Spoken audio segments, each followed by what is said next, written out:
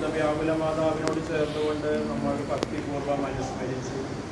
ക്രൂശിതനായ ക്രിസ്തു ദൈവപുത്രനും മനുഷ്യപുത്രനുമാണ്. മനുഷ്യപുത്രൻ എന്ന നിലയിൽ അവിടുന്ന് മരിച്ചു, യഹൂദാചാരപ്രകാരം സംസ്കരിക്കപ്പെട്ടു.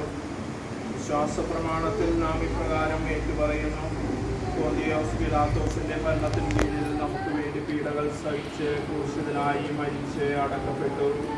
വിസ്തലീതങ്ങളനുസരിച്ച് മൂന്നാം ദിവസം ഉയർത്തു എന്ന്. അവിടുന്ന് മരണം ഭരിച്ചുകൊണ്ട് മരണത്തെ ജയിച്ചു. ദാനം ചെയ്തുകൊണ്ട് ജീവനെ പുനരുദ്ധരിച്ചു. യേശുവിൻ്റെ സംസ്കാര കർമ്മം കബറടക്ക ശുശ്രൂഷയിലൂടെ നാം ഇപ്പോൾ അനുസ്മരിക്കുകയാണ്. അവിടുന്ന് ഉയർത്തെഴുന്നേറ്റ ദൈവപുത്രനാണ്. ആ ദൈവപുത്രനിലുള്ള വിശ്വാസം പ്രഖ്യാപിച്ചുകൊണ്ട് നമ്മുടെ പാപങ്ങളെക്കുറിച്ച് പശ്ചാത്തപിച്ചുകൊണ്ട് യാഗാനുഷ്ഠാനത്തിലേക്ക് നമുക്ക് പ്രവേശിക്കാം. എല്ലാവരും ഏറ്റുചൊല്ലുക: എൻ്റെ ദൈവമായ കർത്താവേ, എന്നെ കടാക്ഷിച്ച് ഉത്തരമരുളണമേ. കർത്താവേ, എത്ര നാൾ അങ്ങ് മറക്കും? എന്നേക്കുമായി എന്നെ വിസ്മരിക്കുമോ? എത്ര നാൾ അങ്ങയുടെ മുഖം എന്നിൽ നിന്ന് മറച്ചു പിടിക്കും? എൻ്റെ ദൈവമായ കർത്താവേ, എന്നെ കടാക്ഷിച്ച് ഉത്തരമരുളണമേ. എത്ര നാൾ ഞാൻ വേദന സഹിക്കണം? എത്ര നാൾ രാപകൽ വേദന അനുഭവിക്കണം? എത്ര നാൾ എൻ്റെ ശത്രു എന്നെ ജയിച്ചു നിൽക്കും? എൻ്റെ ദൈവമായ കർത്താവേ, എന്നെ കടാക്ഷിച്ച് ഉത്തരമരുളണമേ. എൻ്റെ ദൈവമായ കർത്താവേ, എന്നെ കടാക്ഷിച്ച് ഉത്തരമരുളണമേ. ഞാൻ മരണനിദ്രയിൽ വഴുതി വീഴാതിരിക്കാൻ എൻ്റെ നയനങ്ങളെ പ്രകാശിപ്പിക്കണമേ. എൻ്റെ ദൈവമായ കർത്താവേ, എന്നെ കടാക്ഷിച്ച് ഉത്തരമരുളണമേ. ഞാൻ അവനെ കീഴ്പ്പെടുത്തിയെന്ന് എൻ്റെ ശത്രു പറയാനിടയാക്കരുതേ. ഞാൻ പരിശ്രമിക്കുന്നത് കണ്ട് എൻ്റെ ശത്രു ആനന്ദിക്കുവാൻ ഇടവരുത്തരുതേ. എൻ്റെ ദൈവമായ കർത്താവേ, എന്നെ കടാക്ഷിച്ച് ഉത്തരമരുളണമേ. ഞാൻ അവിടുത്തെ കരുണയിൽ ആശ്രയിക്കുന്നു. എൻ്റെ ഹൃദയം അവിടുത്തെ രക്ഷയിൽ ആനന്ദം കൊള്ളുന്നു. ഞാൻ കർത്താവിനെ പാടി സ്തുതിക്കും. അവിടുന്ന് എന്നോട് അതിരക്ഷ കരുണ കാണിച്ചിരിക്കുന്നു. എൻ്റെ ദൈവമായ കർത്താവേ, എന്നെ കടാക്ഷിച്ച് ഉത്തരമരുളണമേ. കർത്താവിനോടുകൂടെ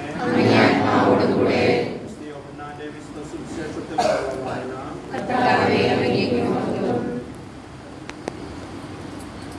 യേശു മത്തായിയോട് പറഞ്ഞു: ഞാനാണ് പുനരുത്ഥാനവും ജീവനും. എന്നിൽ വിശ്വസിക്കുന്നവൻ മരിച്ചാലും ജീവിക്കും. അങ്ങനെ ജീവിക്കുകയും എന്നിൽ വിശ്വസിക്കുകയും ചെയ്യുന്നവൻ ഒരിക്കലും മരിക്കുകയില്ല. നീ ഇത് വിശ്വസിക്കുന്നുവോ? അവൾ പറഞ്ഞു: കർത്താവേ, ഈ ലോകത്തിലേക്ക് വരാനിരിക്കുന്ന ക്രിസ്തുവാണെന്ന് ഞാൻ വിശ്വസിക്കുന്നു. കർത്താവിന്റെ സുവിശേഷം. പ്രിയ സഹോദരരെ, യേശുവിന്റെ പുനരുത്ഥാന മഹോത്സവത്തിന് ഒരുക്കിക്കൊണ്ടിരിക്കുന്ന നമുക്ക് തീഷ്ണതയോടെ പ്രാർത്ഥിക്കാം. ക്രിസ്തുനാഥൻ തന്റെ പീഡാസഹനവും മരണവും ഉയർത്തും വഴി നേടിയ സ്വർഗീയ ജീവനിൽ പങ്കുകാരായ നമുക്കെല്ലാവർക്കും ഒന്ന് ചേർന്ന് പിതാവിന്റെ സന്നിധിയിൽ നമ്മുടെ പ്രാർത്ഥനകൾ സമർപ്പിക്കാം. ക്രിസ്തുനാഥന്റെ മണവാട്ടിയായ തിരുസഭ അവിടുത്തെ പീഡാസഹനത്തിൽ പങ്കുചേർന്നുകൊണ്ട് അവിടുത്തെ തിരുരക്തത്താൽ പൂർവാധികം ശുദ്ധീകൃതയാകുവാൻ വേണ്ടി കർത്താവിനോട് നമുക്ക് പ്രാർത്ഥിക്കാം. ക്രിസ്തുനാഥൻ കുരിശിൽ വെച്ച് ചിന്തിയ തിരുരക്തത്തിന്റെ ശക്തിയാൽ ഈ ലോകത്തുള്ളവരെല്ലാം അനുരഞ്ജനം നേടി രക്ഷ പ്രാപിക്കുവാൻ വേണ്ടി നമുക്ക് കർത്താവിനോട് പ്രാർത്ഥിക്കാം. ലോകത്താലും കഷ്ടപ്പാടുകളാലും ക്രിസ്തുനാഥന്റെ പീഡാസഹനത്തിൽ പങ്കാളികളാകുന്നവർക്കെല്ലാം ശക്തിയും കാരുണ്യവും നൽകി അനുഗ്രഹിക്കണമെന്ന് നമുക്ക് കർത്താവിനോട് പ്രാർത്ഥിക്കാം. കർത്താവായ യേശുക്രിസ്തുവിന്റെ പീഡാസഹനവും കുരിശുമരണവും വഴി വിശ്വാസികളെയും അവിശ്വാസികളെയും ലോകമെങ്ങുമുള്ള എല്ലാ സഹോദരി സഹോദരന്മാരെയും ഉയർപ്പിന്റെ ഭംഗിയിലേക്ക് ആനയിക്കണമേ എന്ന് നമുക്ക് കർത്താവിനോട് പ്രാർത്ഥിക്കാം. സ്വർഗ്ഗസ്ഥനായ ഞങ്ങളുടെ പിതാവേ,